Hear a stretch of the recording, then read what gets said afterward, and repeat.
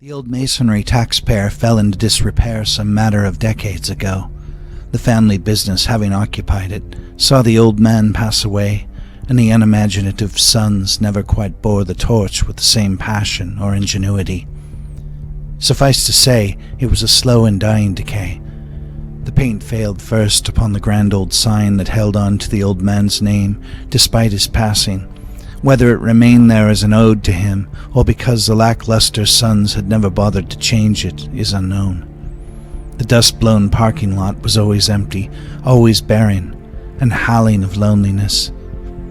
The yellow lamp-bulb-lit apartment on the second floor hinted of no presence save its dim evening light. It were as if ghosts haunted the old building in the after-hours, and perhaps the lonely midday as well. Jake had been a floating spirit at Fire Station 2. Buoyant and smiling, he held a lamp of mirth within that place, but like the old taxpayer on 25th, his glow had likewise yellowed. His evening light turning lowly and dim, he'd isolated himself somewhere along the path, taking an uninspiring staff job where he punched in personnel reports upon a computer each day. He'd see his old battlefield compatriots from time to time when they passed through headquarters. They'd share jokes and memories with him of the time that they'd done this or that, but it was not the same. They'd gone on living, and he, well, like the old taxpayer on 25th, he fell into decay. It was a few days past Christmas when the old taxpayer finally burned. The initial dispatch spoke of smoke emitting from behind the parapet that stood like a castle wall upon its roof. 2 a.m. and some passing motorist on his way to who knows where had seen the smoke. By the time the first due engine had arrived, that smoke from behind the parapet had burned to flame. Smoke darkened the first and second floor windows. The engine captain upgraded the incident to a working fire and ordered his crew to lay a supply.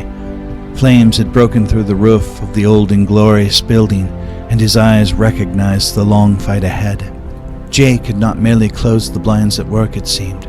At home, he'd become more isolated and stoic as well.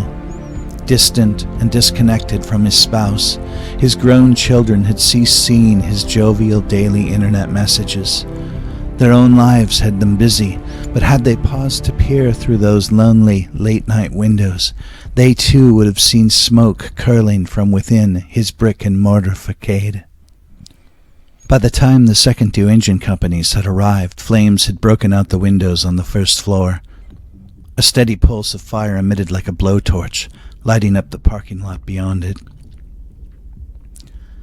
The arriving firefighters could feel the heat as they climbed from the cab of their apparatus to make ready for battle. The second story soon followed suit, with the upper windows cracking from the intense heat and erupting into flames. Loud, explosive cracks and pops filled the pre-dawn hours as fire consumed the bones of the old building. So startling in their report that the unbaptized might have assumed them minor detonations. But the firefighters knew they were merely the sounds of a free burning fire winning this war. 2.5s were initially engaged and later master streams, but the old building burned out its empty, lonesome frame, leaving only a skeleton of its former self. Fortunately, no one was inside at the time that the fire had broke out, perhaps only the restless spirit that haunted it each night, finally released by the falling of the southern masonry wall in the last hour of the burn. The cause officially went undetermined, heavy fire damage having scorched any evidence that might have left a clue. It was rumored that one of the unimaginative sons had set the dull old place afire for what might be left of the insurance money. Perhaps, though, the old decaying building had simply gone on its own, unminded and unkept. Perhaps its threadbare wiring had shorted and spread fire to the space between a wall, running to the second floor and then the attic. Perhaps in the still of the dark, by accident or intent, it had taken its own life.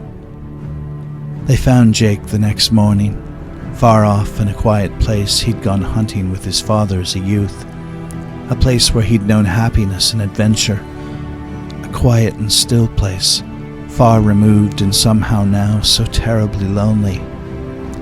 He lay upon the cold ground, still and unmoving, frozen as the earth beneath him, a handgun still clutched in his hand, burned out of his cold and lonely frame, the masonry wall having collapsed, finally setting loose the spirit that had haunted there within. The old taxpayer was gone.